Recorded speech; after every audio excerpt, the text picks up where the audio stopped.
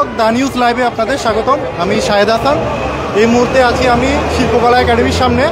আপনারা দেখতে পাচ্ছেন দেশের বিভিন্ন প্রগতিশীল সংগঠনের উদ্যোগে আয়োজন করা হয়েছে এই আলোর মিছিল। এখানে আছে উদীচী, বাংলাদেশ ছাত্র ইউনিয়ন, বাংলাদেশ যুব ইউনিয়ন।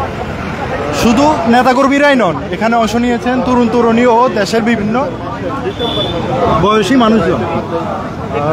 এ আলোর মিছিল তাৎপর্য বহন করে আমাদের মুক্তিযুদ্ধ, শহীদদের স্মৃতি, বিজয়ের চেতনা। দেখুন, এ মোমবাতি জ্বালিয়ে আলোর মাধ্যমে আমাদের স্বাধীনতাকে আলোকিত করে এগিয়ে যাচ্ছেন নেতাকর্মীরা। তাদের সাথে একটু কথা বলবো,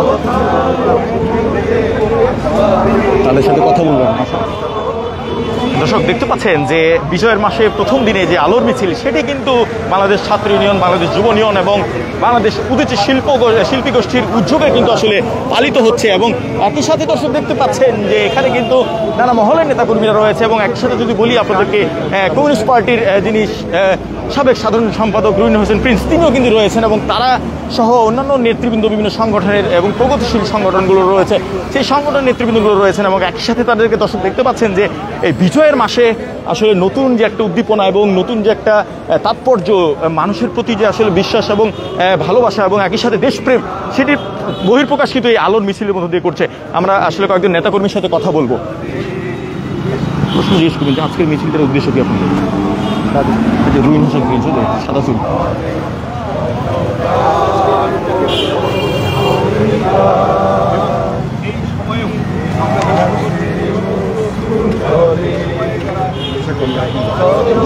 দেখতে পাচ্ছেন ইতিমধ্যে কিন্তু কমিউনিস্ট পার্টির সাধারণ নিয়ে যদি কিছু বলতেন। আজকে বিজয়ের মাসের শুরু হচ্ছে, সেই বিজয়ের মাসের সূচনা লগ্নে আমরা আজকে আলোর মিছিল করছি। বিজয়ের মাস আমাদের কাছে সবসময় তাৎপর্যপূর্ণ।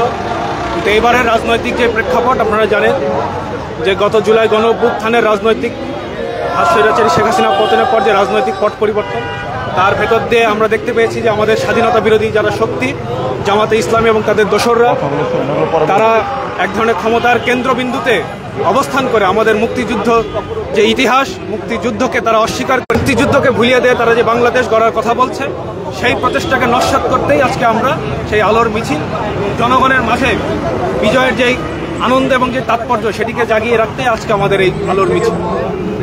কথায় তরুণদের মাঝে বিজয়ের বা স্বাধীনতার তাৎপর্যটাকে তুলে ধরার জন্য এই আলোর মিছিল। এই শিক্ষা চিরন্তনের দিকে কিন্তু এগিয়ে যাচ্ছে এবং প্রত্যেকেরই আসলে একটি প্রত্যাশা যে বিজয়ের মাস নতুনভাবে শুরু হবে এবং নতুন উদ্দীপনা নিয়ে একটি বছর শেষ হবে।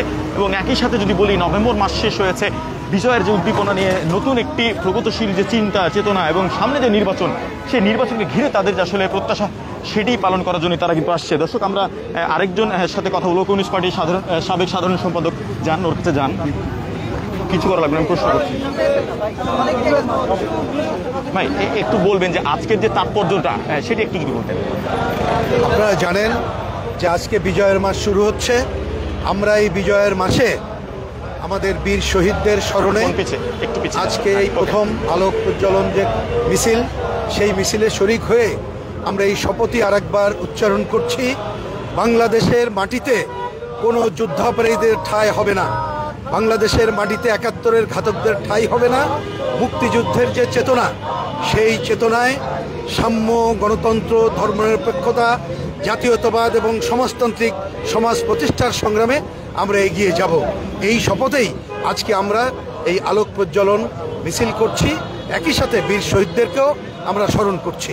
আমরা দেখেছি নানা সময়ে হচ্ছে যে মাজার ভাঙার কথা হচ্ছে এবং একই সাথে আপনারা যে চেতনা নিয়ে আপনারা আসলে এই মুক্তিযুদ্ধের যে চেতনা, সেটি ধারণ করেছেন, যে স্বাধীন করেছেন, সেই জায়গা থেকে আসলে এইভাবে বৈষম্য হচ্ছে এবং যেভাবে যারা বাউল শিল্পী রয়েছে তাদের উপরে হামলা হচ্ছে, এগুলোর আসলে আপনাদের জায়গা থেকে যদি একটু প্রতিবাদ জানান। এগুলি আমাদের খুব ভালো করেই জানা আছে, সুপরিকল্পিত। স্বাধীনতার পর থেকেই এই সমস্ত গোপনে মববাজি কার্যক্রম চলেছে। বাউলদের উপরে আক্রমণ, সাংস্কৃতিক অনুষ্ঠানের উপর আক্রমণ। আপনারা জানেন যে উদীচীর উপরে খুব বড় একটা আক্রমণ হয় ৬ মার্চ যশোরে সম্মেলনের সময়, এবং তারপরে ছায়ানটের উপর আক্রমণ হয়, তারপরে নেত্রকোনায় উদীচীর উপর আক্রমণ হয়। এই যে সাংস্কৃতিক অনুষ্ঠানগুলি, এগুলি বন্ধ করে দেওয়ার জন্যে এটি একটি গভীর চক্রান্ত। এবং তারা জানে যে আমাদের সংস্কৃতি, বাংলার মানুষের সংস্কৃতি এটি অসাম্প্রদায়িক সংস্কৃতি। আপনি কথা বলবেন। এবং এই অসাম্প্রদায়িক সংস্কৃতিকে যদি ধ্বংস করে দেওয়া যায় তাহলে জাতিটাকে একটা অন্ধ রোবটে পরিণত করা যায়।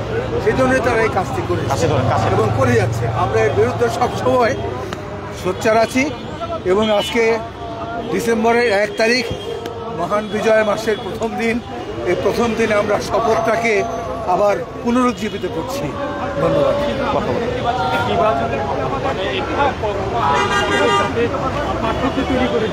হ্যাঁ হ্যাঁ, পার্থক্য তৈরি করে দিয়ে তো এটা তারা করবেই। সবসময় divide and rule system say British আমল থেকে চলতেছে, সুতরাং তারা পার্থক্য তৈরি করবেই। আমরা যাতে পার্থক্য সৃষ্টি না হয়, আমরা যাতে ঐক্যবদ্ধ থাকি আমরা সবাই, সেই চেষ্টা করে যেতে হবে। দেশে দেশে সবার সাথে দ্য নিউজ।